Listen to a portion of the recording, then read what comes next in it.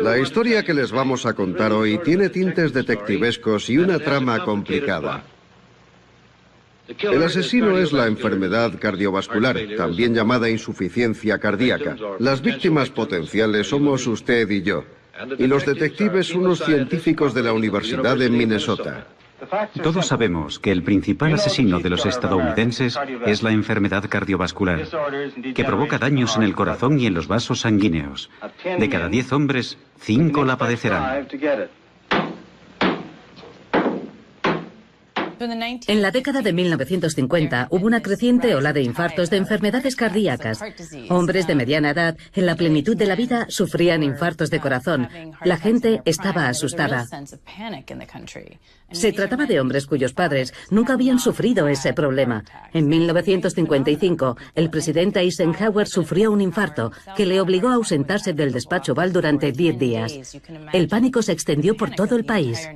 Los ojos de todo el país y del mundo entero estaban puestos en el Hospital Militar Fitzsimmons en Denver, tras conocerse que el presidente Eisenhower había sufrido un infarto. El doctor Paul Dudley White, acompañado del secretario de prensa de la Casa Blanca, James Haggerty, lo describió como un infarto moderado, producido por una lesión de los tejidos de una pared cardíaca interna. Había una sensación de crisis, de urgencia por descubrir cuáles eran las causas de las enfermedades cardiovasculares.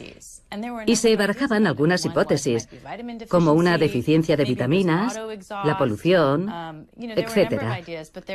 Pero Ansel Keys, investigador y patólogo de la Universidad de Minnesota, sugirió que la culpa era de las grasas saturadas. Las grasas saturadas elevaban el colesterol total, que a su vez obstruía las arterias y provocaba infartos de corazón. A esto lo llamaban hipótesis de la dieta del corazón. Aquí tenemos las estadísticas. Muestran que este problema, aquí en Estados Unidos, es más grave que en el resto del mundo. Probablemente se deba a nuestro estilo de vida y a nuestra dieta. La cuestión es que no sabemos mucho de esta enfermedad y golpea sin avisar. Pero podemos decir... Cuando el presidente Eisenhower sufrió un infarto de corazón, Keys salió a la palestra porque el médico encargado de tratar a Eisenhower le puso de inmediato una dieta baja en grasas y dijo que la causa de su infarto de corazón había sido su dieta y no el hecho de que fumara como un carretero. No. La hipótesis de Keys se basaba en una afección llamada xantoma, que consiste en la producción de placas de grasa debajo de la piel. Son visibles, aparecen en los párpados y tienen colesterol en su interior. Así que la idea era que también había colesterol dentro de nuestras arterias y que éste provocaba su obstrucción. Por tanto, el colesterol se convirtió en el primer demonio contra el que luchar. Keys presentó esta hipótesis y los investigadores comenzaron a estudiarla. Pero simultáneamente, la comunidad científica empezó a hablar de ella como si realmente fuera cierta y solo hubiera que confirmarla. Lo que dijeron fue que solo necesitaban poner los puntos sobre las íes. En el año 1958, Ansel Keys pone en marcha un estudio de una magnitud sin precedentes en 7 países: Grecia, Yugoslavia, Italia, Países Bajos, Finlandia, Estados Unidos y Japón. Quería observar el vínculo estadístico entre la alimentación, especialmente las grasas, la tasa de colesterol y el riesgo cardiovascular de la población.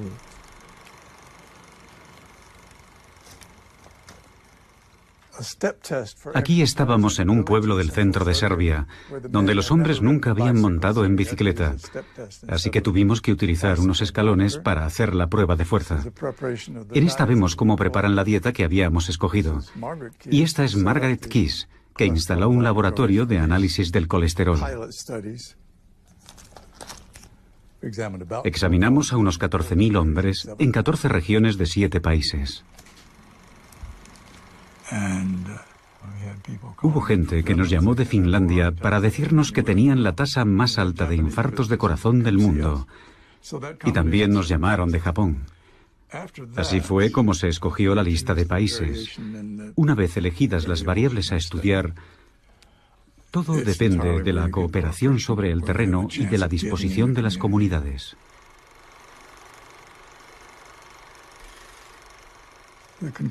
La conclusión del estudio en estos 7 países fue que existían diferencias muy importantes en la tasa de infartos de corazón en distintas culturas. Entre 5 y 10 veces más.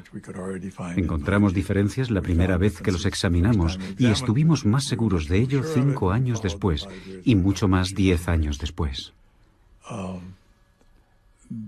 Había diferencias muy notables en la distribución del colesterol.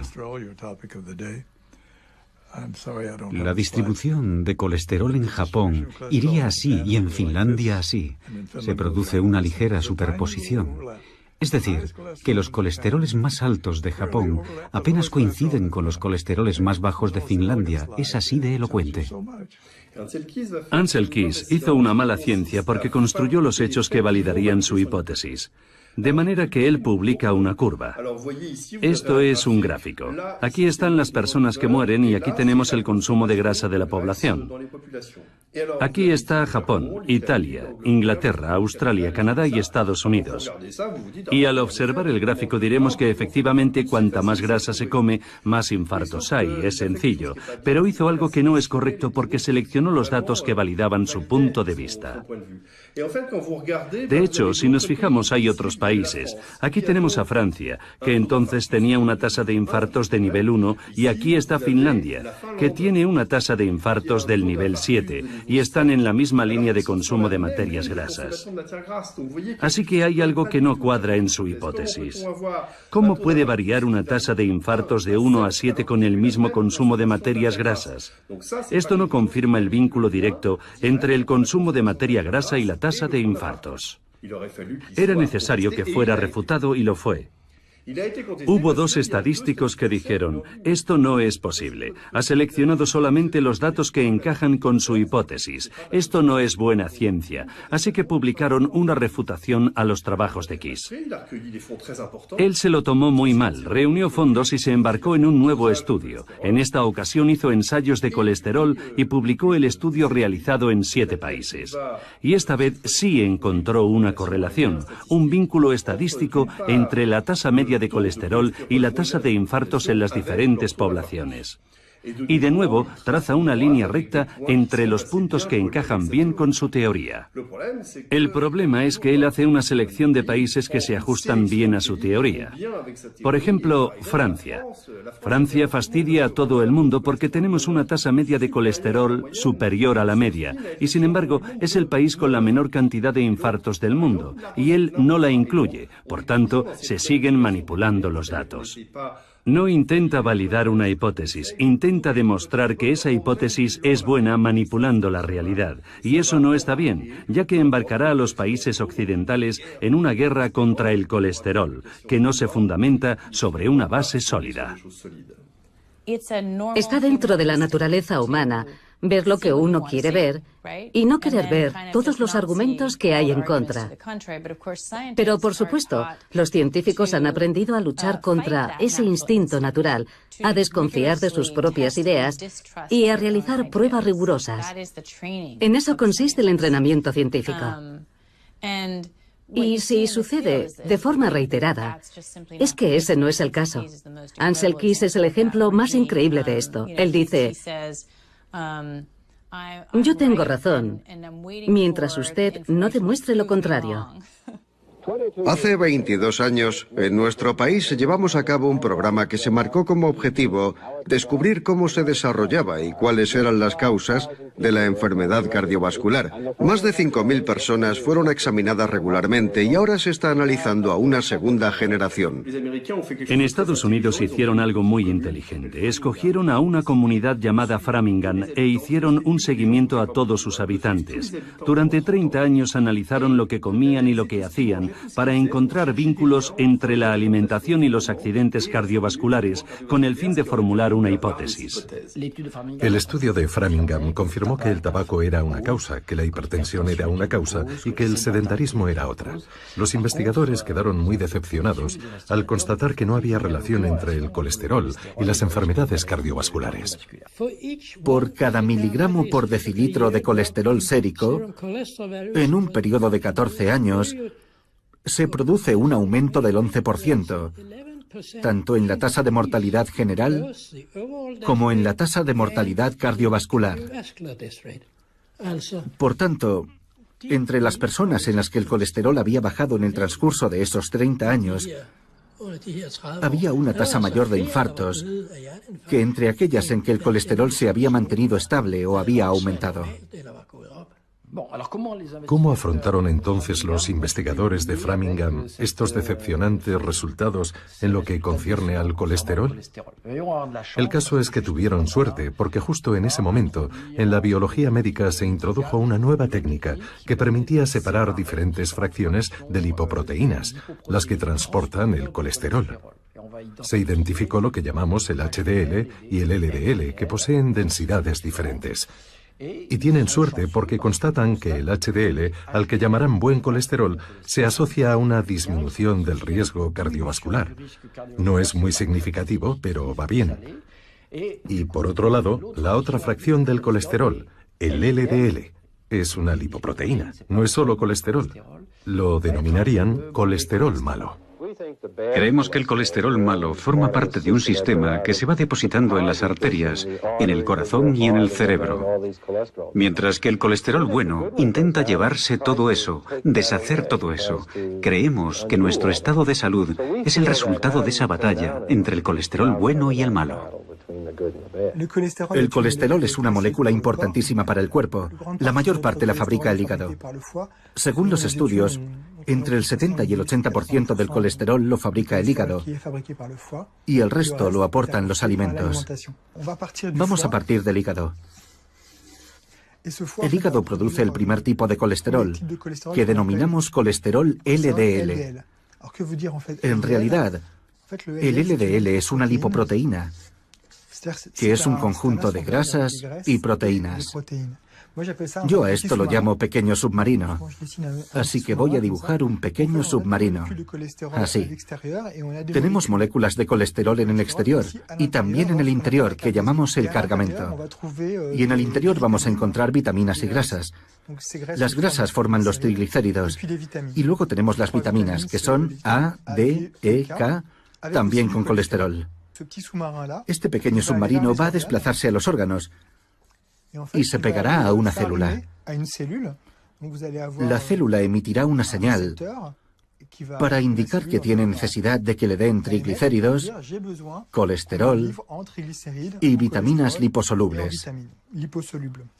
A veces la célula tendrá demasiado colesterol, así que hará lo mismo. Indicará que tiene necesidad de deshacerse del exceso de colesterol y de componentes que están un poco dañados. Y entonces tendremos otro tipo de lipoproteína, que esta vez llamaremos HDL. Es el mismo tipo de submarino que se pegará a la célula y llevará al hígado, aquí voy a escribir hígado, llevará al hígado todos los componentes que la célula no necesita, porque están dañados o los tiene en exceso. Por eso atribuimos al HDL una función, entre comillas, de basurero, porque se llevará todo lo que la célula ya no necesita. Por tanto, se tiende a pensar que el HDL cumple una función limpiadora, mientras que lo que hace el LDL es ensuciar, porque proporciona cosas. Para mostrar hasta qué punto esta historia del buen colesterol y del mal colesterol es absurda, vamos a imaginar que esto es el hospital. Aquí ha ocurrido un accidente y la ambulancia que se dirige hacia el accidente vamos a decir que es mala, mientras que la que regresa al hospital diremos que es buena. Promis presenta a Tom y Jerry en Problemas con la mantequilla.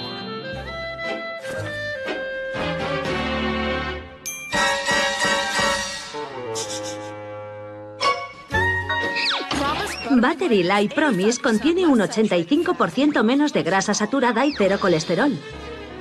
Por eso es mejor que la mantequilla para reducir el riesgo de enfermedad cardiovascular. ¿Sigue comiendo mantequilla?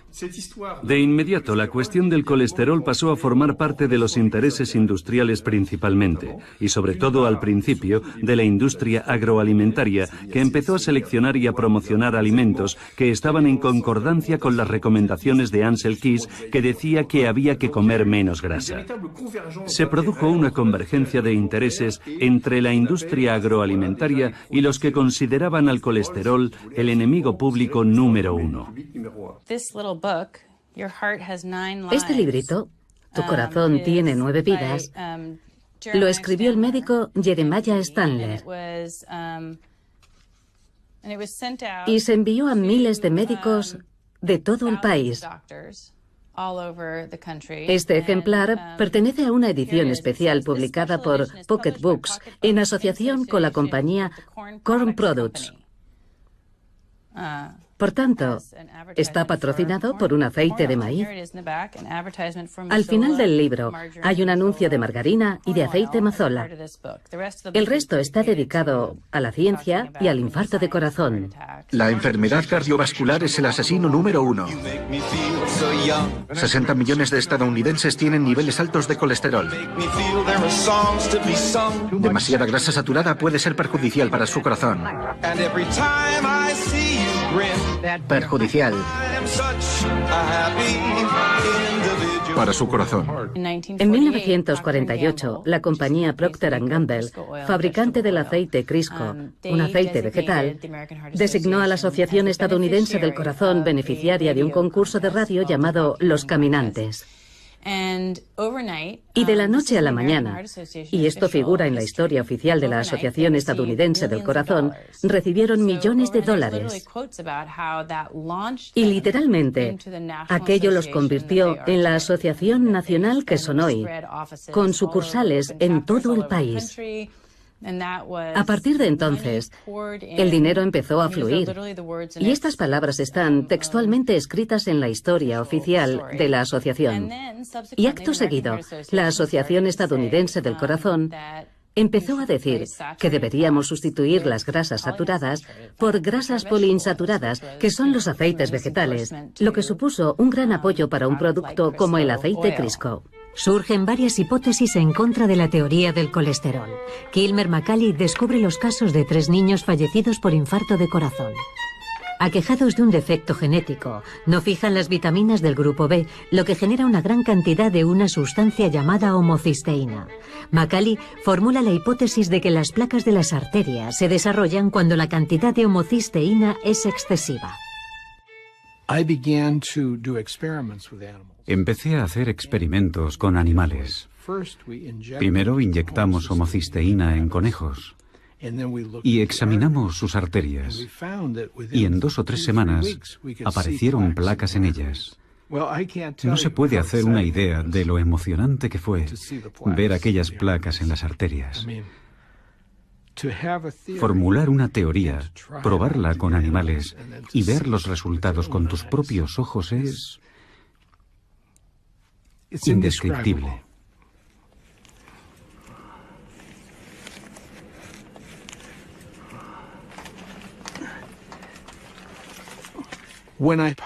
Cuando en 1969 publiqué mi primer artículo sobre estos niños y su enfermedad, para mi sorpresa, recibí más de 400 peticiones para reproducir mi artículo. Fui muy prudente. En mi artículo sostenía que los cambios provocados por la homocisteína intervenían en primer lugar y el colesterol era secundario. Y aquello no cuadraba con la teoría del colesterol.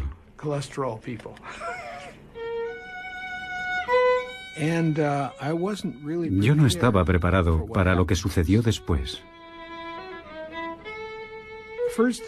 Lo primero que pasó fue que me trasladaron al sótano, con las arañas y las cucarachas, al sótano de un edificio construido en 1811.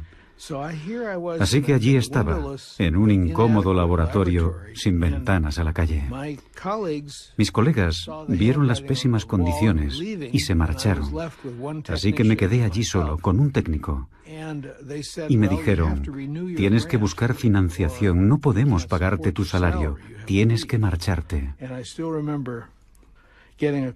Recuerdo que el director de Relaciones Públicas del Hospital de Massachusetts me llamó y me dijo que cerrara el pico y que en el futuro no quería volver a oír mi nombre asociado al hospital o a Harvard. Entonces le dije a mi mujer que si algo fallaba en mi teoría, si era absurda y no tenía ninguna consistencia, nadie le habría prestado atención. Si a la gente le importaba, era porque representaba una amenaza para alguien, o había algunos factores que yo desconocía, que estaban provocando la intimidación a la que me estaban sometiendo.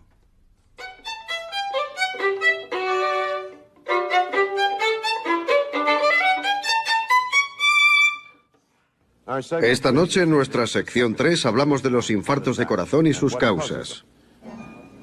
Los japoneses tienen una tasa baja de infartos de corazón. Su dieta contiene poca grasa animal o colesterol. Los estadounidenses sufren muchos más infartos de corazón y comen mucho más colesterol. Al comparar, muchos médicos consideraron que debíamos cambiar nuestros hábitos alimenticios. El doctor George Mann sostiene que la dieta no tiene nada que ver con las enfermedades cardiovasculares y apunta sus estudios con los masáis de Tanzania. Mann cree que en parte se debe a que los masáis hacen mucho ejercicio. La razón por la que no hay evidencias en lo que concierne al ejercicio es porque hemos utilizado nuestro dinero, nuestro tiempo y a nuestra gente insistiendo en la hipótesis de enfermedad, dieta, corazón. George Mann viajó a África y estudió a los guerreros masáis, que se alimentaban principalmente de la leche, la carne y la sangre de sus vacas. Era una dieta extremadamente rica en grasas saturadas y no padecían enfermedades cardíacas. Tenían un colesterol muy alto, pero no enfermedades cardíacas. Él se sentía muy decepcionado con estos descubrimientos. Pero a mí no me sorprendió en absoluto, porque yo ya había oído historias similares de otros investigadores. Un día, cuando se encontraba en los Institutos Nacionales de la Salud, donde ocupaba un prestigioso puesto como investigador, una secretaria le abordó en un pasillo y le dijo: «Dr. Mann, si continúa oponiéndose a Ansel Keys, perderá su beca de investigación». Y fue lo que sucedió poco después. Queridos espectadores, en estos momentos el pelotón se dirige hacia el puerto. ¿Dónde está el maillot amarillo? Ah, ahí está. Parece que está pagando el esfuerzo de ayer. ¿Va a abandonar? Un espectador se acerca a animarle. Quiere darle de comer. Es inútil, no tiene hambre. Ah, azúcar. Buena idea. Los investigadores han detectado que la introducción de azúcar en poblaciones indígenas desencadena la aparición de enfermedades cardíacas hasta ahora desconocidas. Christine Kers ha descubierto documentos confidenciales internos de la industria azucarera que demuestran que dicha industria subvencionó investigaciones en los años 60 para que el colesterol figurara como único responsable de las enfermedades cardíacas. John Yadkin era un fisiólogo británico que se preocupó por la relación que había entre el consumo de azúcar y las enfermedades cardíacas. Y se convirtió en portavoz de quienes veían en el azúcar un riesgo cardiovascular. También se dedicó a captar la atención de los medios y del gran público sobre esta cuestión. En 1964, la industria azucarera comenzó a preocuparse seriamente por las pruebas que iban apareciendo y que vinculaban al azúcar con las enfermedades cardiovasculares. John Hickson, miembro de la Fundación para la Investigación del Azúcar, declaró que había una afluencia de informes de laboratorios que relacionaban el azúcar con las enfermedades cardíacas y era necesario preparar un plan de acción.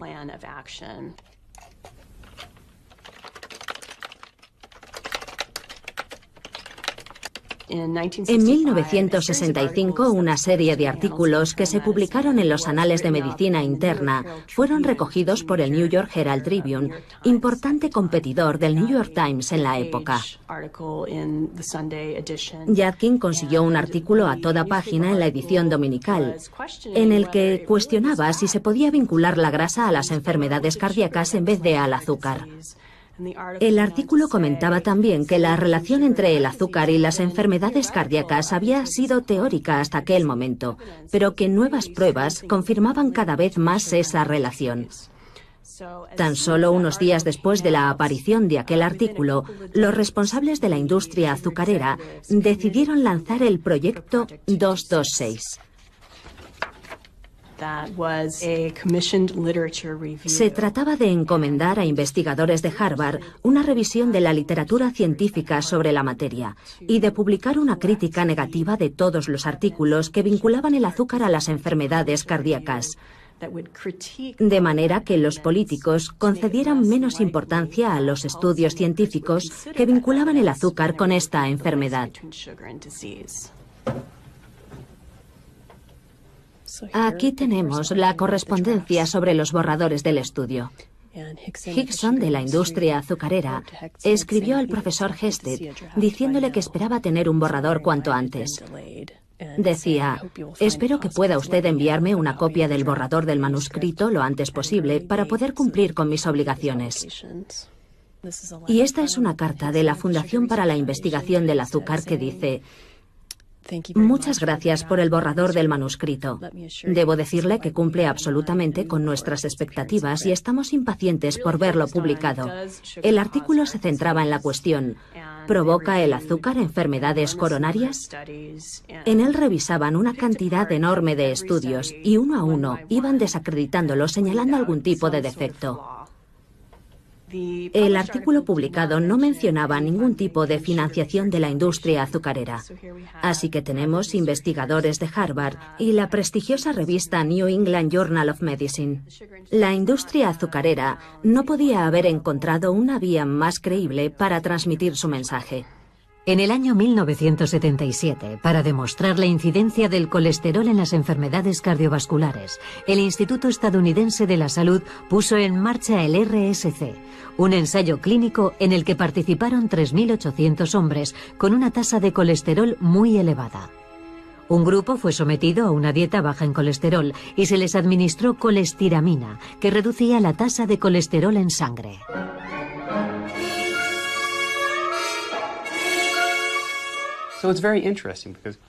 Es muy interesante.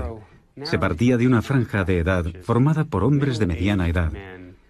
Y lo que se publicó más adelante basándose en dicho estudio fue una conclusión mucho más amplia, en la que se afirmaba que la reducción del colesterol sería beneficiosa para toda la población estadounidense en general, no solamente para el grupo en cuestión, sino para cualquier persona con una edad superior a 2 años.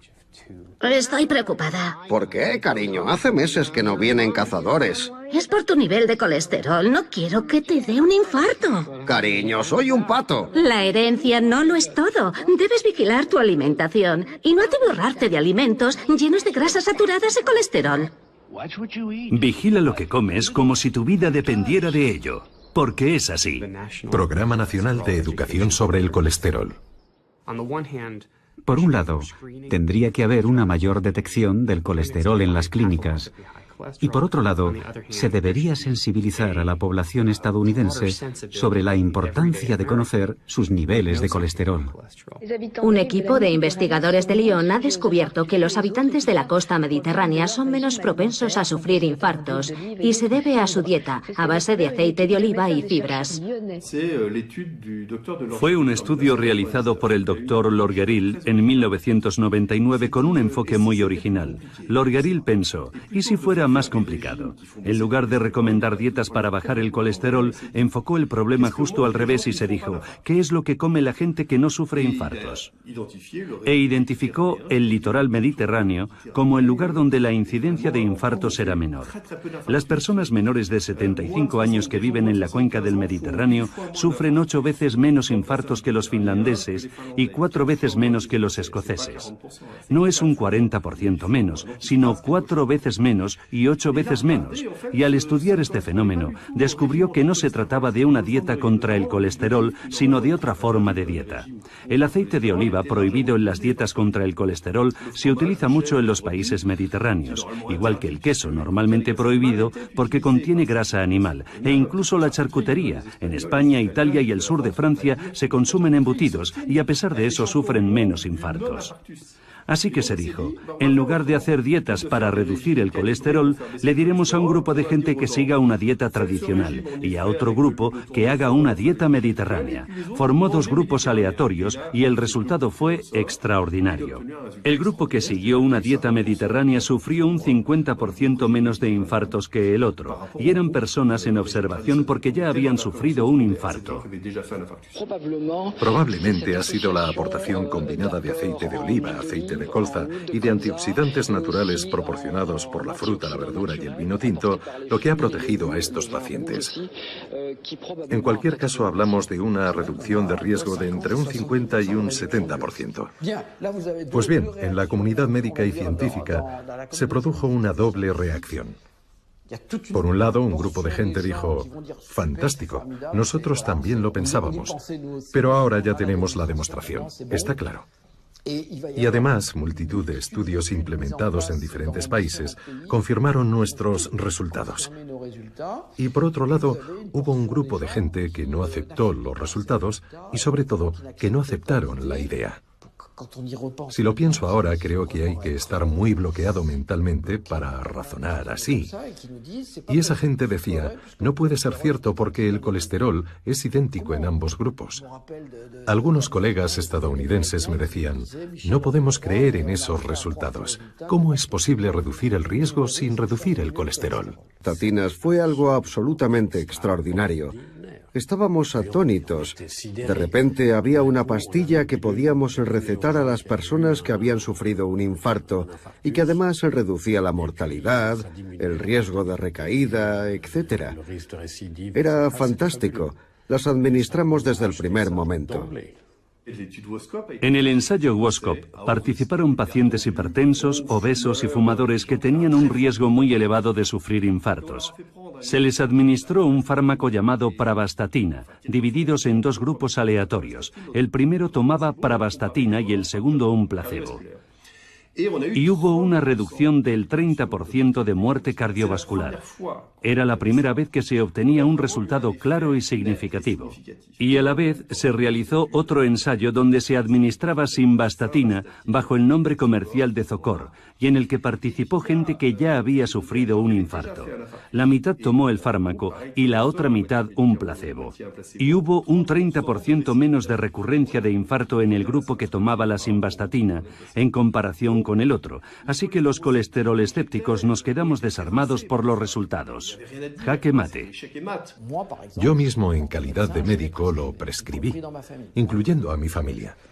Intelectualmente no fui capaz de poner en duda unos ensayos clínicos publicados en las principales revistas médicas internacionales.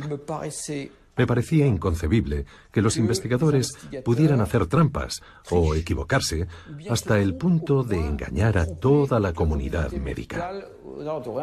Es lo que se llama revisión por pares.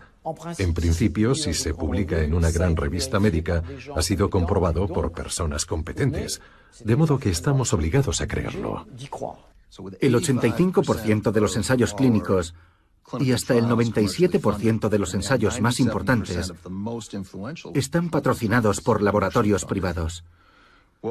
Ahora bien, hemos calculado que hay 5 veces más posibilidades de encontrar un efecto positivo en un medicamento cuando el ensayo está financiado por un laboratorio privado, en comparación con un ensayo del mismo medicamento financiado por un instituto público.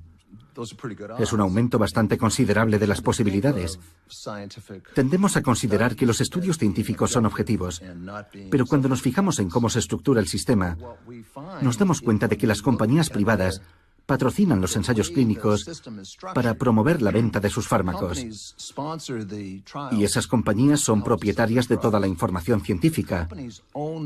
Igual que la receta de la Coca-Cola pertenece a la compañía Coca-Cola. Así que a pesar de las dudas sobre algunos ensayos que no llegaban a reproducir los resultados iniciales, el hecho de que el medicamento fuera tan eficaz tanto en personas que no tenían colesterol como en las que sí lo tenían, hizo que casi nadie se atreviera a oponerse o a plantearse serias dudas. El mercado de las estatinas ascendía a miles de millones de dólares, así que cualquiera que osase plantear alguna duda sobre ellas en un congreso médico tenía pocas posibilidades de ser invitado de nuevo. Era casi suicida criticar las estatinas y además tampoco había suficientes elementos científicos porque unos años antes se habían obtenido unos fantásticos resultados y nos enfrentábamos a un problema global.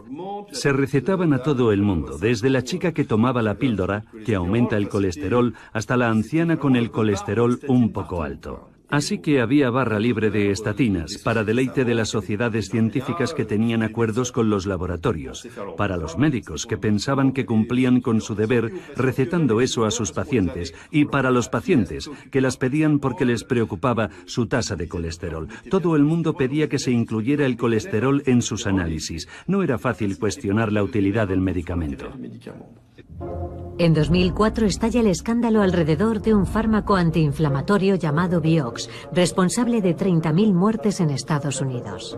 La justicia dictaminó que el laboratorio conocía los efectos potencialmente mortales de su fármaco y lo ocultó deliberadamente. En plena década de 2000, nos dimos cuenta de que la industria farmacéutica y los investigadores que trabajan para ella nos mentían. Fue una sorpresa terrible. Sí, podían exagerar los efectos beneficiosos de los medicamentos y ocultar los tóxicos. Teníamos algunas dudas, pero entonces supimos que debíamos revisar los antiguos estudios. El segundo fenómeno que tuvo lugar es que las autoridades sanitarias impusieron nuevas regulaciones para los ensayos clínicos. Y la nueva regulación concernía a todos los estudios con estatinas publicados después del escándalo con el Vioxx, es decir, a partir de 2005, 2006 y hasta el momento actual. Entonces, nos dimos cuenta de que había problemas en los ensayos realizados antes de 2005-2006. Por un lado, fuimos conscientes de que nos podían engañar, y por otro lado, a partir de ese momento, todos los ensayos clínicos con estatinas dieron resultados negativos, es decir, no mostraban beneficios. Ni las dudas sobre los primeros estudios sobre las estatinas, ni la imposibilidad de reproducir los resultados positivos son capaces de frenar la obsesión por el colesterol. El dogma se impone. Cuanto menor sea la tasa de colesterol, mejor. Cuando me establecí como cardiólogo en 1985, la tasa normal estaba alrededor de 3 gramos por litro. Y desde entonces ha ido bajando paulatinamente. Ahora está por debajo de 2, situación que lógicamente hace que cada vez haya más personas que entran dentro de la horquilla de lo que llamamos colesterol alto. Luego se introdujo un segundo elemento, que era la necesidad de tratar a personas en grupos de alto riesgo. Ahora nos dicen que es posible que tengamos que reducir aún más el colesterol malo. Si su médico le dice que debería reducirlo, con Crestor y una dieta saludable puede bajar la tasa de colesterol malo hasta un 52%. En el año 2001, en la última revisión sobre las recomendaciones del colesterol en Estados Unidos, elaborada por un grupo de expertos, hemos sabido que 9 de los 14 expertos tenían vínculos financieros con la industria farmacéutica. Es un dato muy importante, porque en 2001 Casi se triplicó el número de estadounidenses a los que se recomendaba tomar estatinas. El número pasó de 13 a 36 millones, y la mayor parte de estos 23 millones que debían tomar estatina no padecían ninguna enfermedad cardiovascular. Se da una extraña paradoja. Me gustaría detenerme un momento a analizar los términos normal y patológico que solemos utilizar. Cuando algo es patológico, hay claramente una enfermedad. Es fácil cuando se trata de una patología como el cólera o la tuberculosis con sus lesiones características.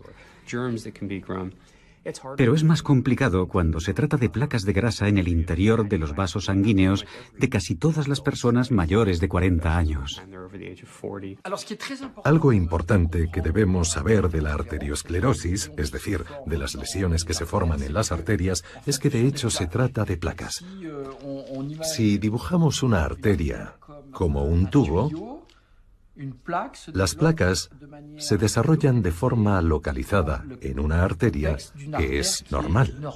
En un determinado lugar aparece una estenosis, por regla general de forma asimétrica. Y en este angostamiento la sangre tiene dificultades para pasar a través de esa constricción que provoca la placa arteriosclerótica. Bien, si hacemos un corte en este sentido, así,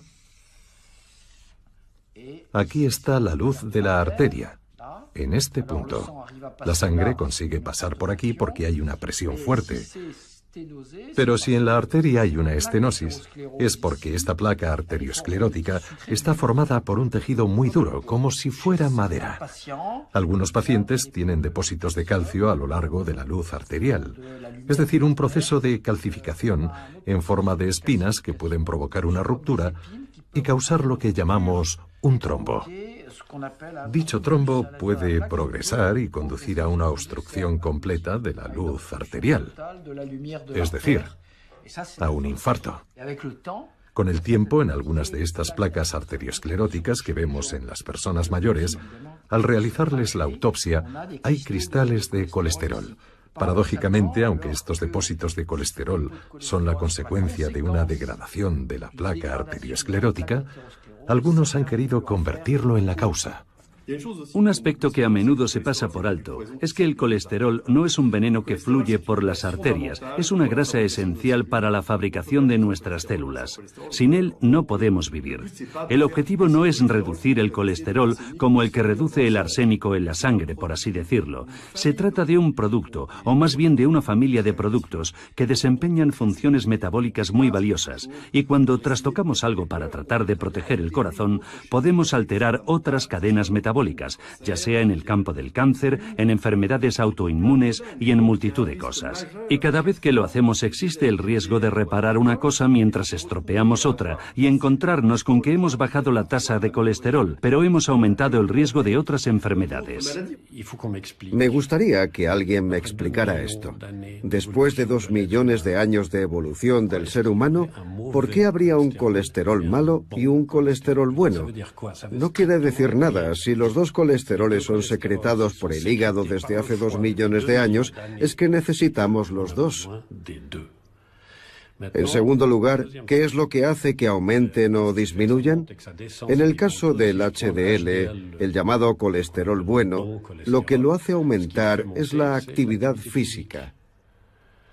Y está claro que la actividad física durante los últimos 10.000 años era muy alta en todos los hombres y tenían un HDL más bien elevado. Pero no es el HDL elevado el que nos protege, es la actividad física la que hace que enfermemos menos. En cuanto al LDL es lo mismo pero a la inversa.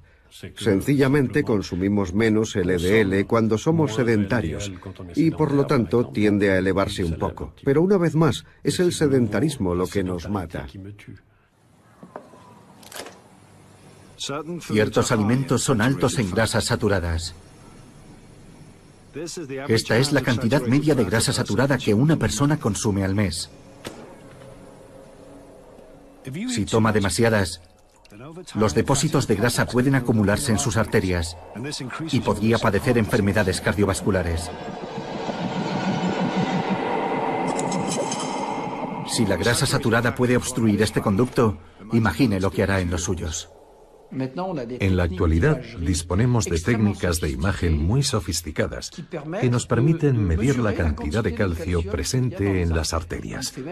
También está el score cálcico, que para algunos investigadores predice más eficazmente los accidentes cardiovasculares que el colesterol. Y a ver si adivinan cuáles son los factores asociados con un score de calcio elevado.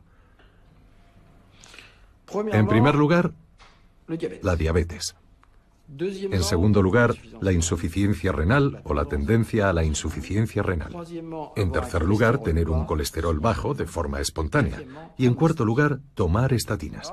Así que tenemos ante nuestros ojos, si se me permite decirlo, un hecho terrible para los defensores de las estatinas.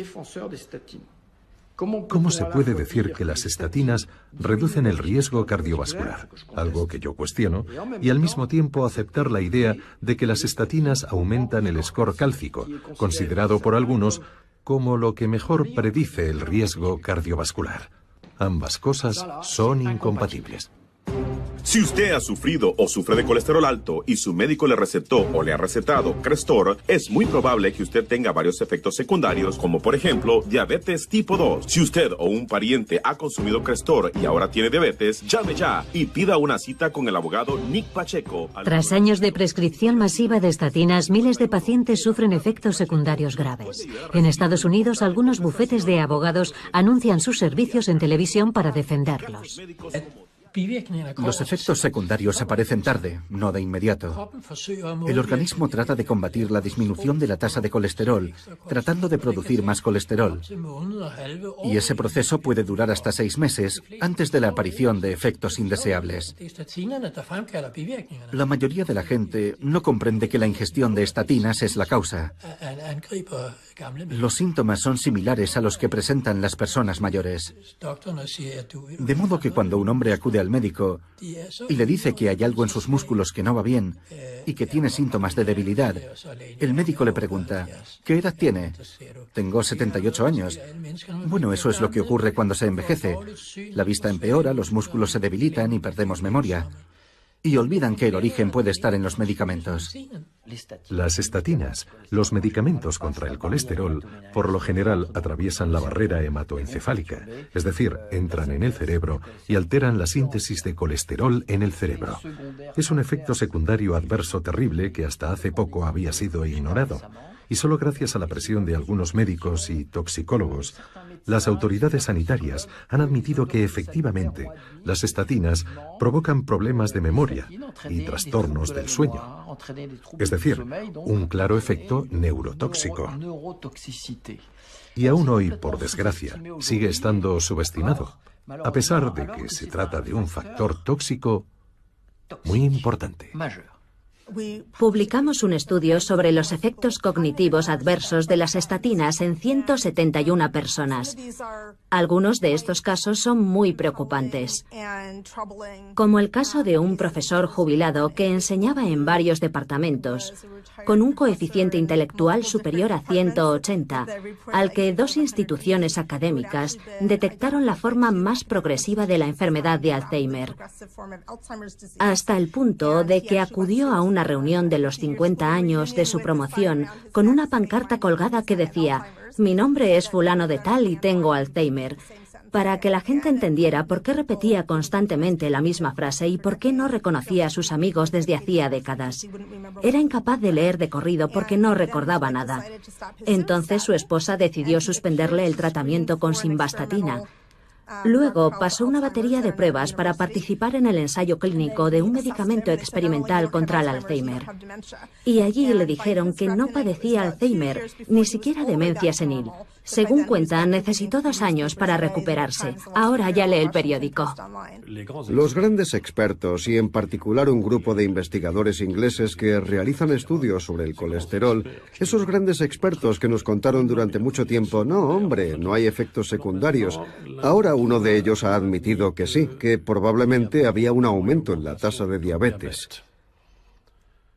Y ahora, poco a poco, se están poniendo de manifiesto nuevos efectos secundarios. ¿Por qué?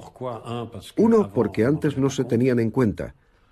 Y 2, porque la gente lleva ya 10 o 15 años tomando el medicamento y los efectos están ahí.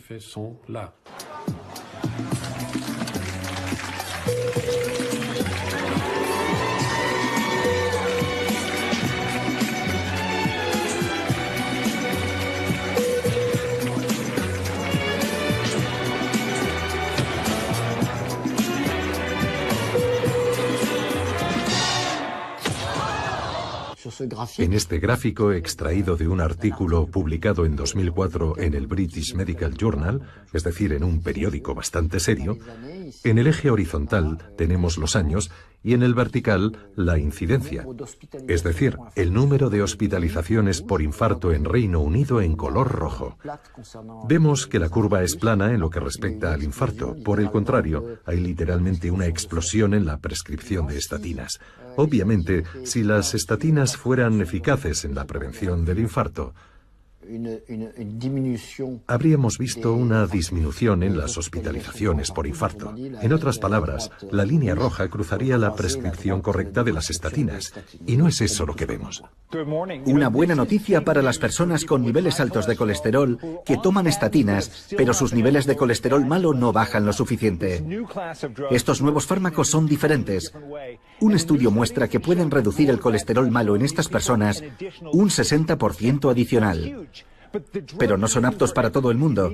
Tiene que ser inyectado cada 2 o 4 semanas. Y casi el 30% de quienes participaron en el estudio tuvieron que abandonar. Ahora se realizan estudios más amplios para determinar si reducen verdaderamente el riesgo de infarto y accidente cerebrovascular, y si son seguros. Se espera que la FDA se pronuncie sobre la solicitud de aprobación a finales de este año.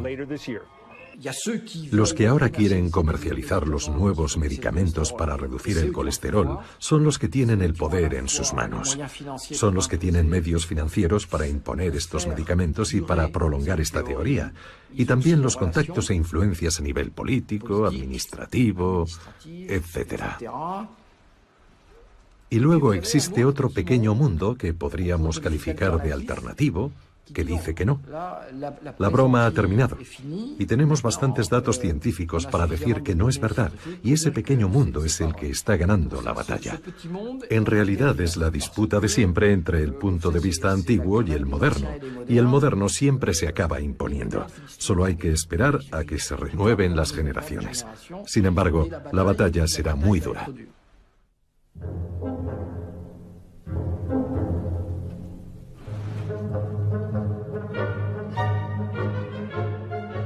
¿Conoce su tasa? ¿Qué tasa? De colesterol. Sí. Me hice los análisis para un programa. Sale en mi página web. No tengo ni idea. Soy miembro de una familia afectada de hipercolesterolemia. Mi tasa está entre 7 y 8. Me trae sin cuidado. No sé la que tengo ahora. Mi tasa está en 189. Me gustaría que fuera más alta. Sí, la conozco, porque mis pacientes me lo preguntan. La verdad es que no. No conozco mi tasa de colesterol. Un día de estos. Debería, pero no la conozco. No. ¿Por qué debería saberla? No creo que la tenga mal. No lo sé. Me he olvidado de ella por diversas razones. La he rechazado.